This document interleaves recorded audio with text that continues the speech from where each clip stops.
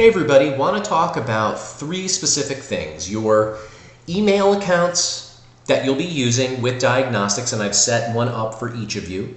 And typically that will be your first name at diagnosticsrecruiting.com. So we've got email. The next thing is your signature, which will appear at within every email. So in other words, you write a new email, your signature should be right there. This can be done through your smartphone as well as through the PC or Mac that you're using.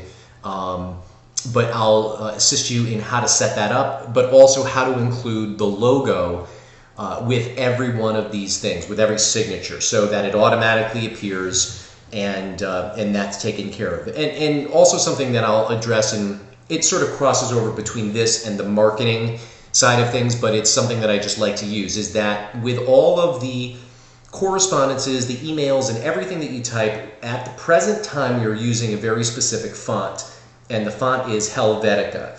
And I would encourage you to, in the interest of keeping the brand very identifiable, what I would ask you to do is make sure that you maintain the usage of the font Helvetica on all different platforms, from your handheld device, if possible, all the way through to certainly the PC or Mac-based version of your email. So we can discuss that a little bit more, but just try and keep that in mind. And all the marketing materials are also in Helvetica as well.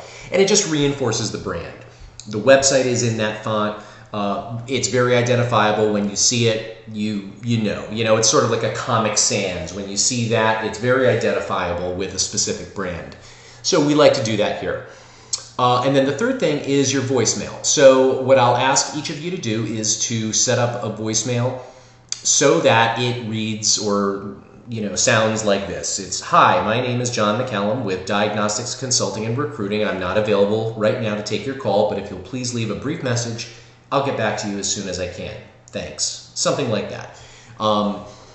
You can also include like your email address. That's something that I certainly would encourage you to do in that voicemail. But again, the three things that we need to make sure we have are your email with the logo, the Diagnostics logo, the signature that's going to appear at the bottom of each of these emails, and then your voicemail.